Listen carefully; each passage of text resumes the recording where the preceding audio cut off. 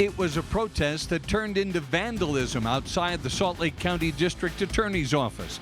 And tonight,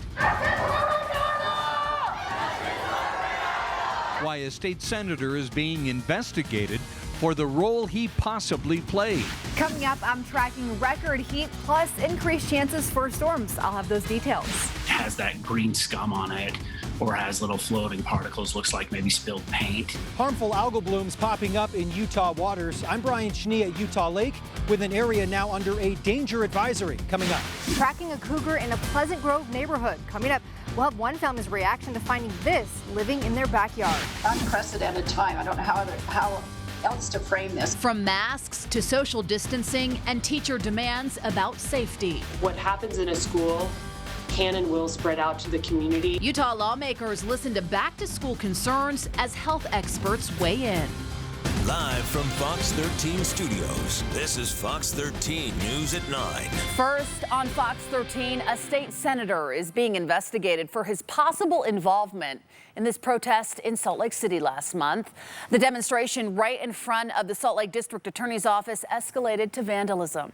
Fox 13's John Franke is on Capitol Hill with a look at how $10 may get a lawmaker in trouble. John. And that lawmaker, State Senator Derek Kitchen, is not specifically named in this document. However, an email address with his name is listed 4 times. Investigators allege the person who's associated with that account paid for the items or helped pay for the items that were used in that vandalism. July 9th, a protest organized by the group called Justice for Bernardo turned into civil unrest. The group was upset after the Salt Lake police officers who shot and killed Bernardo Palacios, who himself was armed and trying to get away, were cleared of any wrongdoing. Protesters were seen spreading red paint on the street outside the Salt Lake County DA's office and on the building itself. Several protesters have already been charged for their accused involvement. Now this, an affidavit for search warrant asking to access the Venmo account with the user ID that contains Kitchen's name. The document says investigators are led to that account after combing through the Venmo of Madalena McNeil. Earlier this month, she was arrested for allegedly buying the paint used in the vandalism. The document goes on to say, a search of McNeil's account showed a person with the email believed to be Kitchen's donated $10 on June 28th. The word written in the note of the transaction was paint. On Twitter, Senator Kitchen posted this statement saying he loves Salt Lake City and supports progressive activism, but does not condone violence or vandalism. He adds, quote, I responded to a solicitation on social media for financial support for what I understood would be a peaceful rally for justice. I gave a small contribution to support the cause of justice, but I was not involved in the planning or organizing of the event. And I also reached out to Mayor Erin Mendenhall for a comment. Her office said because the investigation is ongoing and it is in the early stages that they don't have a comment. Reporting live in Salt Lake City, John Franke, Fox 13 News, Utah. John, thank you. This just into the Fox 13 newsroom. The Utah Fraternal Order of Police has released a statement on State Senator Kitchen's involvement or alleged involvement in the protest, calling for him to step down from his roles in several criminal justice committees in the legislature. It says, in part, his judgment is too compromised by his decision to support lawlessness and engage in a criminal conspiracy to allow him to continue in these roles.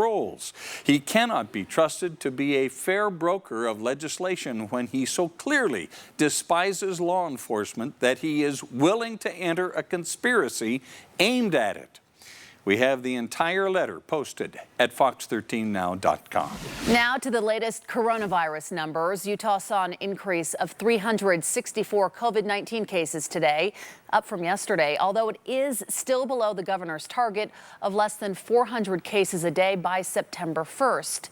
This now brings our statewide total to 47,521. We also learned 8 more people have died from COVID-19 in Utah.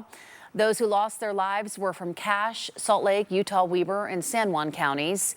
Utah's death toll now stands at 377.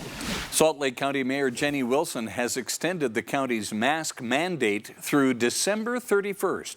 Residents will be required to continue wearing masks in businesses and in public where social distancing is not possible.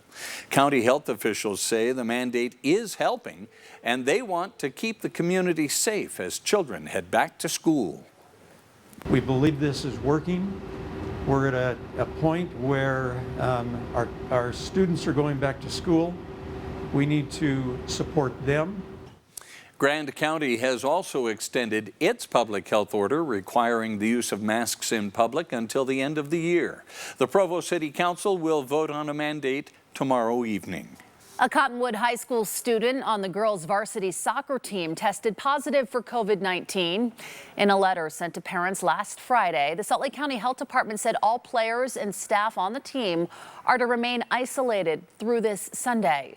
This morning, they gave free tests at the school to see if anyone else on the team contracted the virus. Several wildfires are burning in Utah right now. The Cowboy Fire has burned 250 acres east of Salina. It has prompted closures in the Fish Lake National Forest. It's burning in some pretty rough terrain right now. Today, air crews worked on the fire while ground crews worked on getting established in the area. Now to southern Utah, the 476-acre Cougar Fire is now at 45% containment. It's about 30 miles northwest of Cedar City.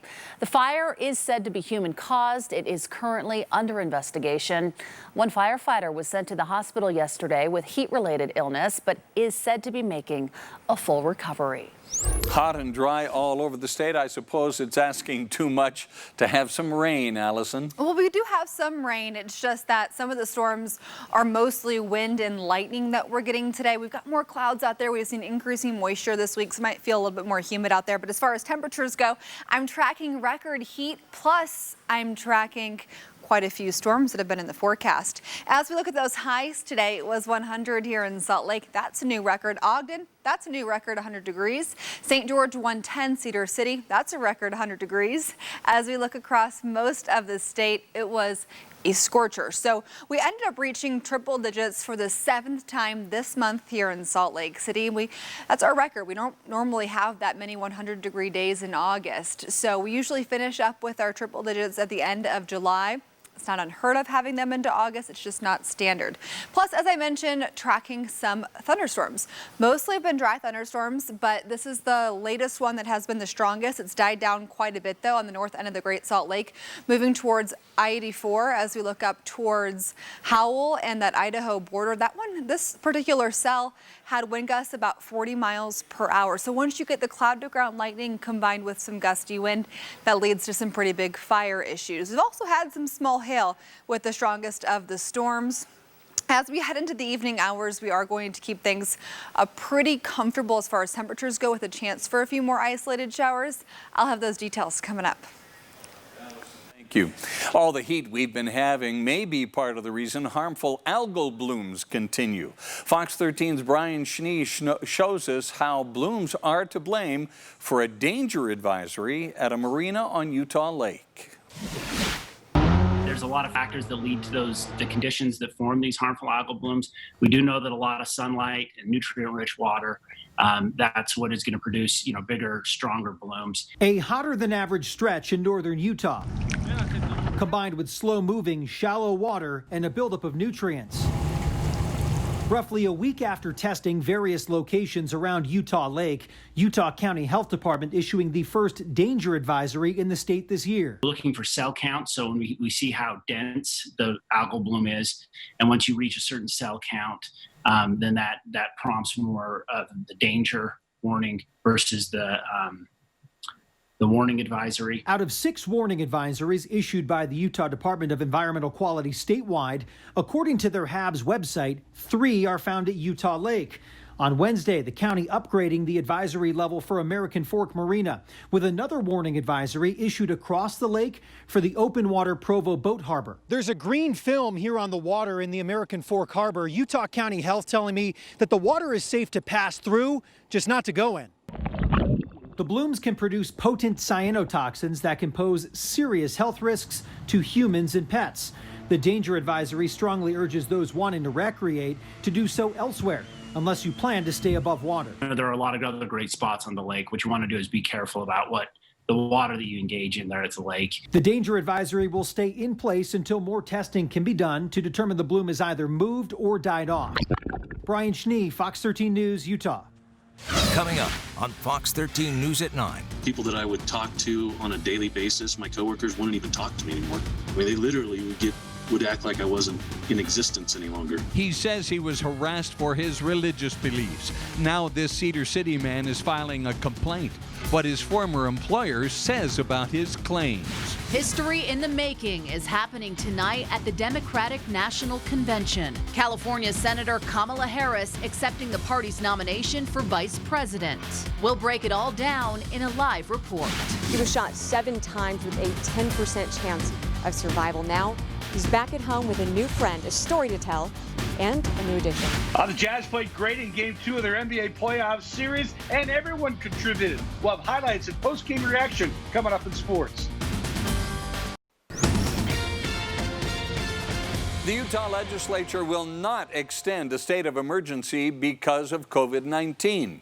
The governor and legislative leaders have been negotiating an extension that could affect hundreds of millions of dollars in federal aid. But there is pressure for lawmakers to let it lapse. They're concerned the governor has overstepped his authority.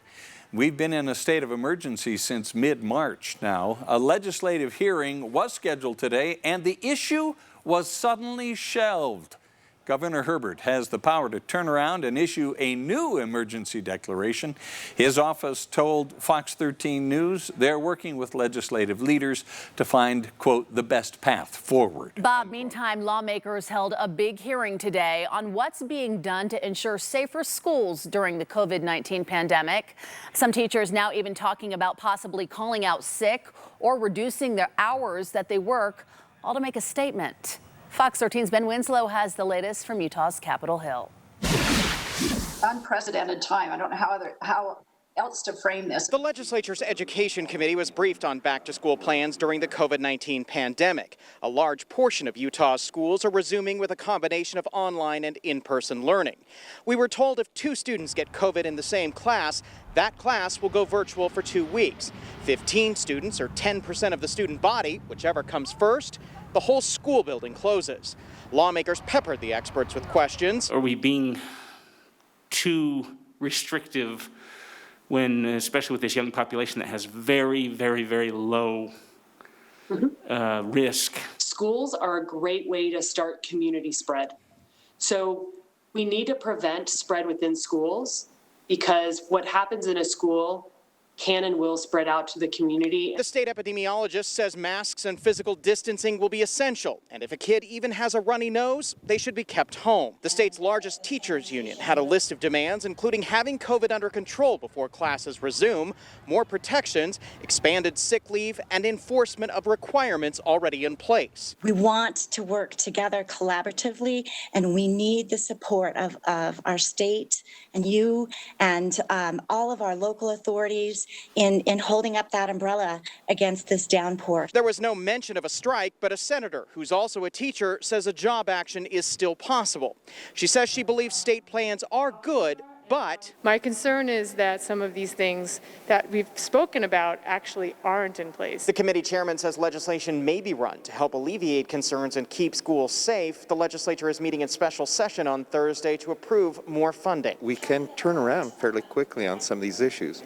I can't predict what the outcome of this will be in terms of legislation, but it's certainly on the table. On the Hill, Ben Winslow, Fox 13 News, Utah.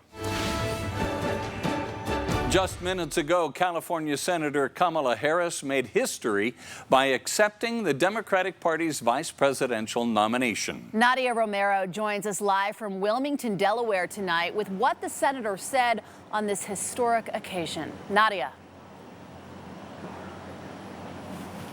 Well, Kelly and Bob, regardless of your political affiliation, this was a moment for the history books. The first woman of color to accept a nomination of vice president for a major party. And Kamala Harris began that remark by talking about who she is as a person, her history, her background, being the daughter of immigrants. She spoke a lot about her mother, an Indian immigrant, and what she did to create the woman that we have in front of us today. Kamala Harris putting in that resiliency and making her prideful and having her go out into the world knowing that she could accomplish anything.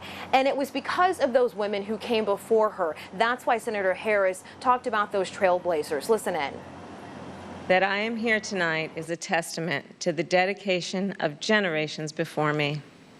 Women and men who believed so fiercely in the promise of equality, liberty, and justice for all. And we heard from many of those trailblazers, former presidential candidate Hillary Clinton speaking tonight, talking about how it's so important for everyone to not take anything for granted, as she did. She thought she was going to win the 2016 election, but she talked about what it meant to lose the election and then have 4 years of a Donald Trump presidency. And then we heard from former President Barack Obama and a very powerful speech using silence to really drive home his points, saying that it is up to all Americans to turn out and vote, that we are the missing ingredient to having a more perfect union. He says that he believes our democracy is on the line, and that is why everyone should turn out and vote, whether it's heading to the polls or mailing in a ballot come November. Bob and Kelly. Nadia, certainly fascinating to watch this historic occasion with the virtual convention. How important is Kamala Harris to Democrats being able to attract more college-educated and suburban voters? Yeah, she polled so well when it came to those two demographics back when she was running for president during the Democratic nomination process, during the primary. And so it's important for her to really have a speech tonight that will encourage them to head out to the polls. That's the demographic that can sway left or right, red or blue, depending on the year. Overwhelmingly, they voted for President Barack Obama back in 2008 and 2012. But then in 2016, many of them did not show up to vote at all, or they voted for President Trump. So Kamala Harris's job on this ticket with Joe Biden is to talk to those college-educated voters, to suburban voters, and to white suburban women and convince them to vote blue come November.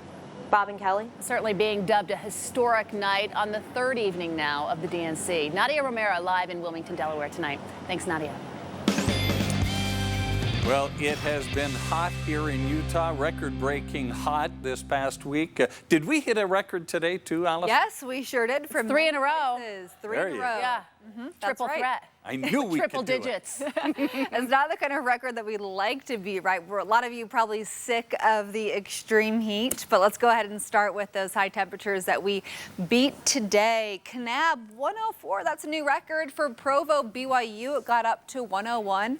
For Salt Lake City, Cedar City, Price, and Ogden, all of us getting up to 100 degrees and setting new records. And for Alta, temperatures today ended up being 80 degrees, which beat the old record by a degree.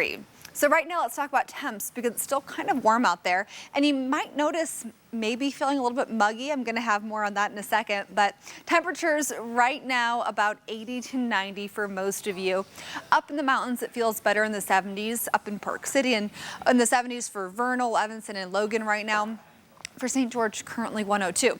So here's what I'm tracking for you guys. Not only was I tracking the record-breaking heat, but also some thunderstorms, some of which brought some wind gusts over towards the Dugway Proving Ground to about 50 to 60 miles per hour. So we had some very strong thunderstorm wind gusts today. We've seen things that have died down, so now just some light rain out towards Ely into the West Desert, up towards the Idaho border. About 45 minutes ago, we had a cell that had some wind gusts around 40 miles per hour. That's what you're seeing right here, just west of 84, just south of that Idaho border. So we've got increasing clouds.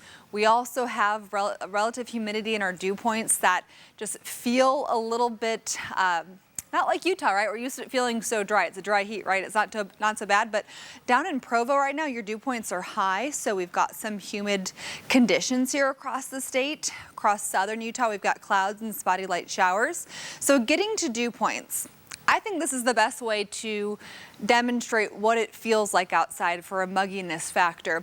So Provo, the higher the dew point, the muggier that it feels. So 65 degrees for Provo right now, Salt Lake 45, Ogden 44. So I went ahead and I made a muggy meter for you guys. It's pretty pleasant, about 55 to 60. Gets a little comfortable, and then once you get over 60, that's when it starts feeling sticky. So down in Utah County right now, It definitely feels sticky down there, at least for Utah standards. And for tonight, we're going to have our excessive heat warning for all the areas in purple for northern and western Utah. That's going to expire at midnight tonight. Now, we're going to hold on to the excessive heat warning for St. George and Lake Powell until tomorrow night at midnight. For the mountains tomorrow, we're going to have a fire weather warning for the areas in orange. That's a heat advisory, and then beige across eastern Utah, a fire watch. So tons happening. Temperatures over the next couple of days, still hot, but probably not beating as many records each day, but there's still the chance they'll be close to the records. For tomorrow morning in Salt Lake, you wake up 70s and 80s. So sunrise tomorrow morning's feeling pretty nice. Might still see a few showers up towards the Idaho border. And then tomorrow afternoon, we're going to have those temps about 95 to 100 for a lot of the state. St. George still close to 110. So for St. George, you're going to be close to 110 through Friday. After that, you're closer to 105 with overnight temps in the upper 70s. And for Salt Lake City, all those temperatures close to 100 degrees through Monday, and then back into the mid-90s next Tuesday and Wednesday. And I think we're going to be closer to average come next weekend, and that's around 90 for a high. Back to just average. We'll take it. Thanks, Allison. Still to come, this is not something you see in your backyard every day. What a man who caught a cougar says about the encounter in a Fox 13 News exclusive. You're watching Fox 13 News. Let's connect. So glad you're with us tonight. New at 9, Salt Lake City wants to give internet access to all of its residents. On Tuesday, the City Council approved a proposal to create a free public network that residents can access at parks as well as city buildings. Salt Lake Mayor Erin Mendenhall says digital equity is a priority for her office. And that is to basically allow all of our residents to have access to the internet, to a computer device, and to know how to use that. The city has already set up free computer sites for residents at Rose Park Connect, but hopes this new program will give access to even more people. City officials say the network should be up and running within the next few months. The Utah Office of Tourism says the number of tourists to our 5 national parks was down 35 to 50% compared to last year. Arches National Park saw more than 200,000 fewer visitors in May compared to last year, not even 14,000 this year. And Zion National Park saw a 66% drop in May to about 189,000 visitors. There were more visitors to both parks in June, but the road to financial recovery will be a long one. Economists project that returning to our 2019 $10 billion revenues could take well into 2022. The National Park Service says these numbers are preliminary and that a true reflection of visitors will be more accurate at the end of the year.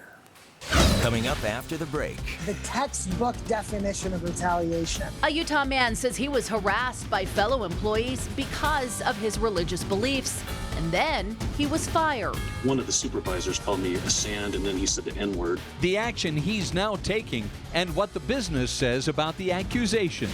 What a bounce-back performance from the Utah Jazz after losing Game 1 in overtime. They took it to the Nuggets in Game 2. Highlights and post-game reaction are on the way.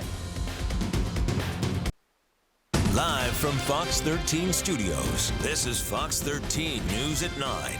A Utah mechanic is filing a discrimination complaint against Bradshaw Chevrolet in Cedar City, saying that he was constantly harassed, eventually fired, all because of his religious beliefs. Fox 13's Adam Herbetz has the story from the Utah Anti-Discrimination and Labor Division in downtown Salt Lake.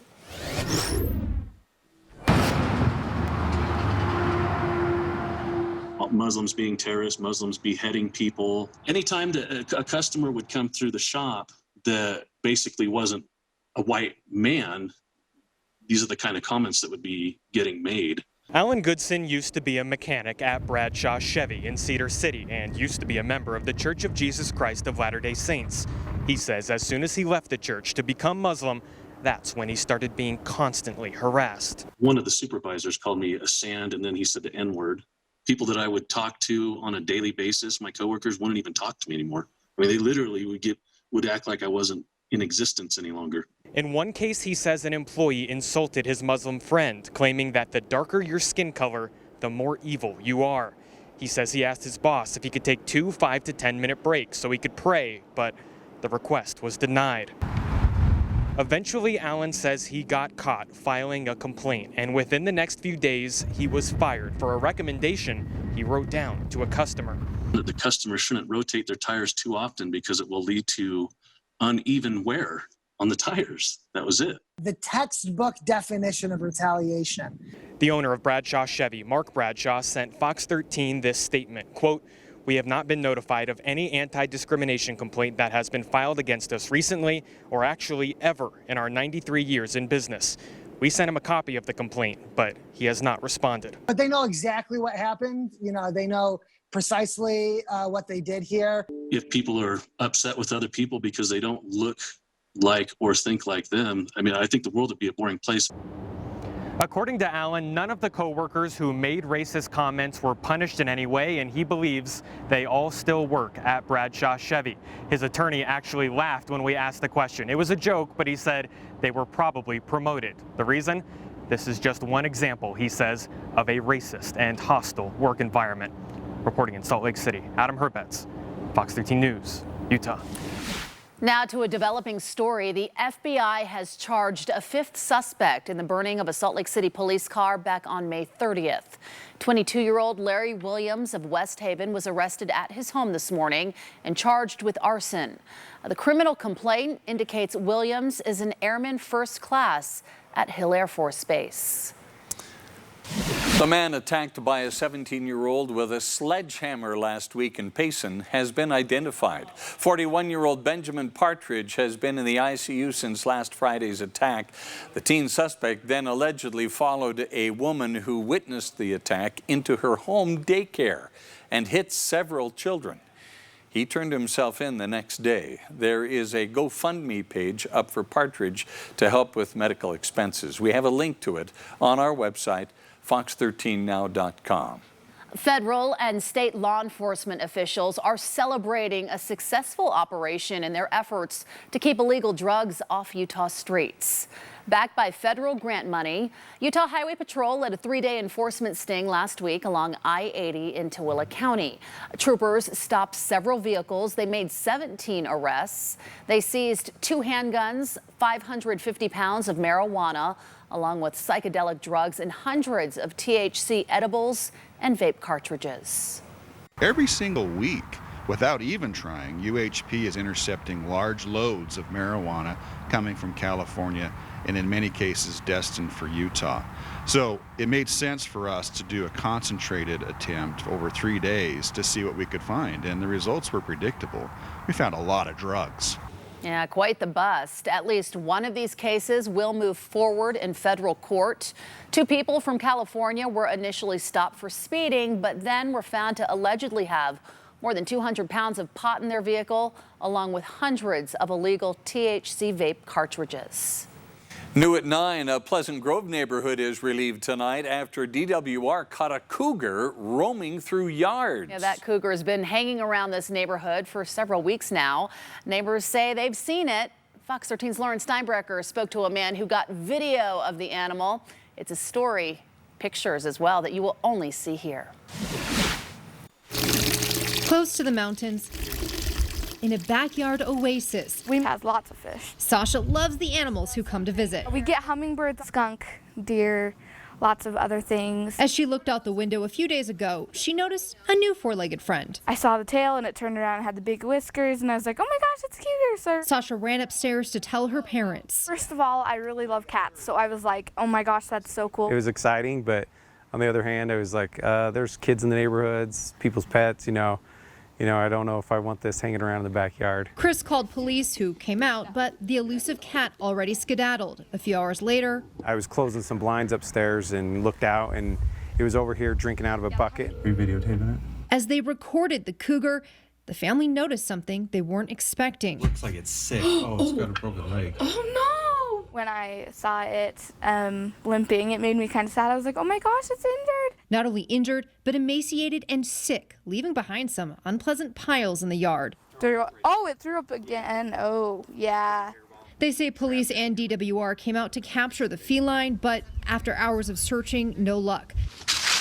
Chris almost then came face to face with a cougar at night. Monday night, about 10 o'clock, I brought our dogs out to go to the bathroom, and the cougar was sitting down here at the bottom of the hill, and we were up on top of the hill and staring back at it. Finally, fast forward to Wednesday. After setting traps and trail cams around their yard, DWR tracked the cougar to here about a block away from Chris's home, saying once they caught up to it, they realized it was too sick and injured to save. Because it had a broken leg and there was a bone protruding and it was pretty emaciated, it wasn't doing very well. And so, unfortunately, it did have to be euthanized. And it's in our backyard right now, drinking out of a bucket.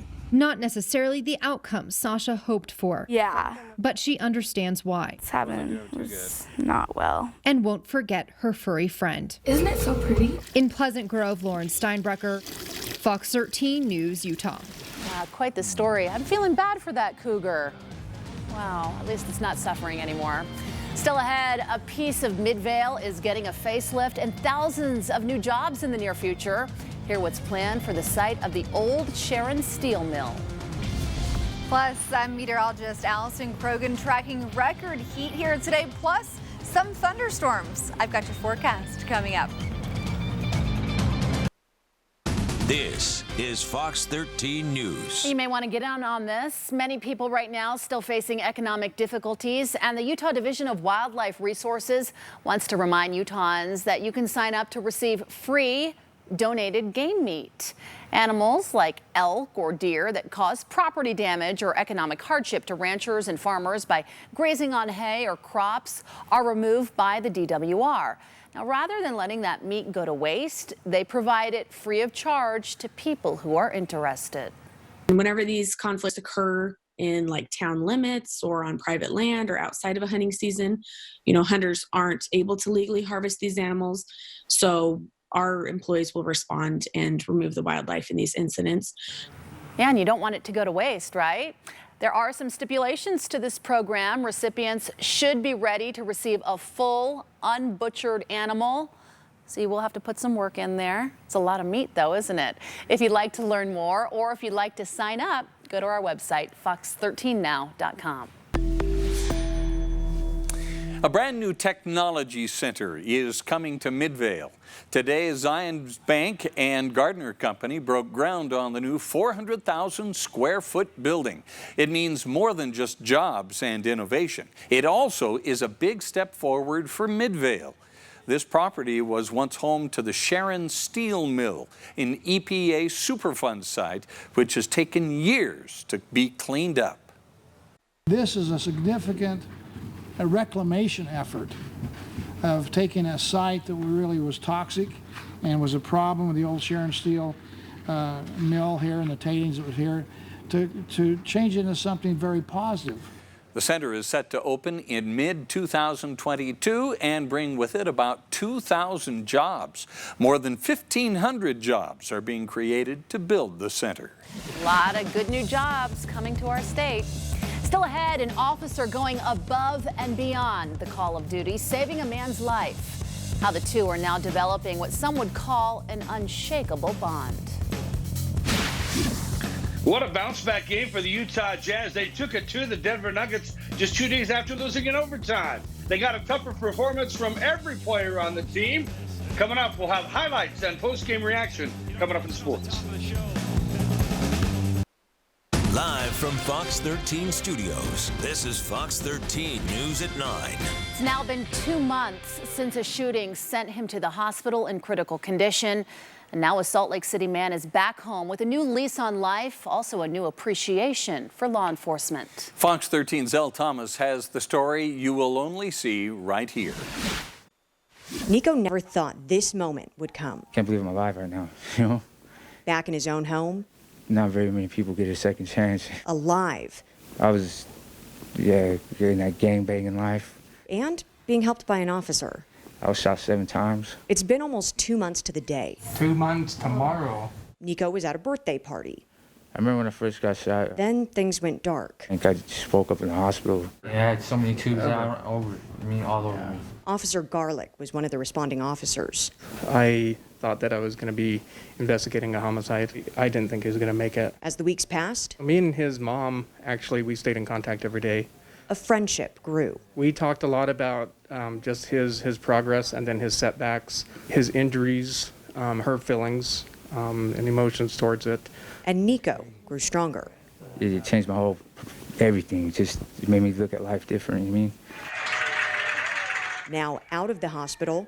So I have a picture of when it was wide open. No way. Different sides are seeing each other clearly. There's really officers out there that really care, you know? I mean, we're all human. We're all the same. And while this is the first time they've actually met, I've already been invited to his birthday party. to each other, their family. Yeah, it's awesome. It was an honor, you know? Thank you so much. I appreciate you. Yeah. Yeah. The officers cemented the friendship with a gift, a ramp, so Nico can get in and out of his house the entire time he's on the road to recovery. In Salt Lake City, Elle Thomas, Fox 13 News, Utah. Such a great story for all communities to see. Absolutely. We are all suffering through this heat right now, Allison. 3 days of record temperatures right in a row. They've stacked up. All here in Salt Lake City, and actually several cities across the state have had record highs over the last few days. I'm meteorologist Allison Krogan. I am tracking what will be hot temperatures over the next couple of days. And then I think we will continue to gradually cool down. By next weekend, I'm hoping temperatures are closer to average, which would be about 90 degrees here in Salt Lake City, which is where we are right now, just about 89 currently in Salt Lake City at just about 10 till 10 o'clock on this Wednesday night. We've got 65 degrees for Alta right now, 80s for Draper and Lehigh, mid 80s for Provo, up in Morgan and Colville in the 70s. Same thing for Logan and Evanston and Vernal, all close to 75 degrees. And for St. George, still very hot at 102, and it's dark outside. Isn't that crazy? So we do have some showers and thunderstorms in the forecast. I think tomorrow we're going to have a good chance for some more showers and thunderstorms as our high pressure, which has been keeping us really hot and dry, will shift into Arizona this evening. And so we'll see some increasing mid-level moisture tomorrow. So what all that gibberish means is there's a chance for some thunderstorms tomorrow across the state. Right now, a few light showers up towards the Idaho border and through Ogden. Might see a few sprinkles, but not really a whole lot with these storms. Some of this isn't quite reaching the ground, but we have had some gusty conditions, especially in western Tooele County. We had some wind gusts about 59 miles per hour near Dugway, so it was pretty gusty there with some storms that rolled through a few hours ago. Then across southern Utah, again, just some spotty light showers, some of which aren't reaching the ground between Colorado City and Capitol Reef. So, top headlines as far as watches and warnings go. A lot of colors on this map, but here's what you needed to know. Our excessive heat warning for northern and western Utah, this will be expiring tonight, so Thursday night at 12 a.m., tonight at midnight. So we're going to keep the excessive heat warning for tomorrow, though, through tomorrow at midnight down towards St. George and Lake Powell. For tomorrow, we've got the areas of hot pink, that is a red flag warning. Then for the areas of orange, that's a heat advisory. So for our mountain valleys, that will be expiring tonight at midnight as well. And then a fire watch across eastern Utah. But speaking of fires, looking at our smoke analysis here across the region, we've got lots of fires burning, but where we're seeing our smokiest conditions in Utah right now, due to some fires over in Colorado near Grand Junction. So we have some of that haze down through eastern Utah along I-70 down towards the Four Corners. And for tomorrow, a chance for some thunderstorms here across the state.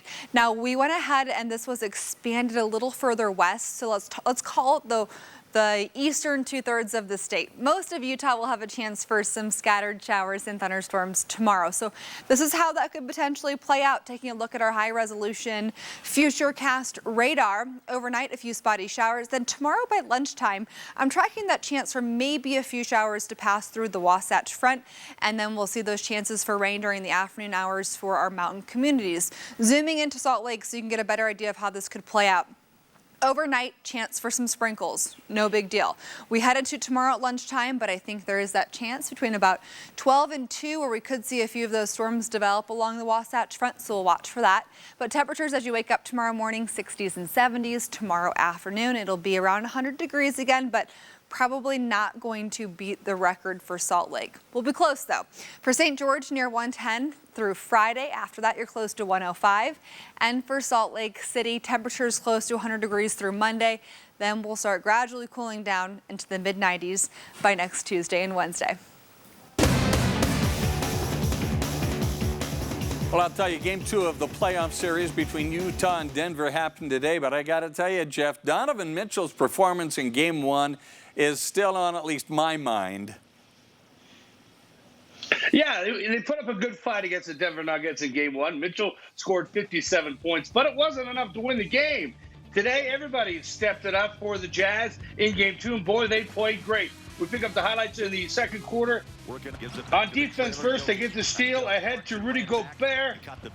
He takes it in stride to the rim. The Jazz played great in the second quarter. More defense. Rudy. The big block on Nikola Jokic. Gobert loved that. The emotional two-time defensive player of the year. More from Rudy. Follows up the miss with the jam at the buzzer. He scored 19. The Jazz closed out the half on a 22-6 run to lead it by 14 at the break. They pulled away in the third quarter. They push it. Here's some great passing. Joe Ingles to Royce O'Neal to Juwan Morgan. On the alley-oop. Defense is giving him. The Jazz shot the ball well. The kick out to Ingles. 3 of his 18 points. Jazz made 23 as a franchise playoff record. Donovan Mitchell scored just 6 points in the first half, but he turned it up in the third quarter. Drains the 3. He knew he was working. Pulls up and knocks down one more 3. Then he takes it in for the bucket and the foul. 3-point play. He scored 21 of his 30 points in the third. They scored a Jazz playoff record 43 points in the third. Jordan Clarkson throws down 2 of his 26 points. The Jazz won Game 2, 124-105 to even the series at 1 game apiece. He didn't score 57, but it was still a great game by Donovan Mitchell. It shows what kind of player he is. He's about winning. And, you know, we defended as a team. And I think that's where Donovan's focus was. And then on the offensive end, again, making the right play. And when you have the ball and you're making plays for other people, he cares about his teammates and he wants to win. That, for him, trumps anything, you know, any individual performance. We got a lot of guys that are ready to fight. The biggest thing, we stayed together. Even when we missed shots, you know, it wasn't even about the offense. You know, we just stayed locked in and communicated. And that's what we need this whole series. Game 3 is going to be intense. We just need to keep the same energy and intensity and lock in. I feel like if we can continue to do what we did today defensively and also make shots, I think we have a chance to do something really special, not just in this series, but, you know, we get 3 more, we get the next one. But I think for right now, we're focused on Game 3 and being able to replicate what we did tonight on Game 3. And Game 3 is going to be huge. They'll play it on Friday afternoon. We'll be right back. Hey anglers, the Utah Cutthroat Slam has hit a few milestones. This is a fishing competition we're talking about. More than 600 people have now completed the challenge out of the 2,600 people who've signed up. Now the goal is to catch each of the 4 native Utah cutthroat trout. So far this year, 95 people have done it. More than $50,000 has been raised for conservation. And that's a win, guys. Sure is. Thanks for joining us. Quick Cast up next.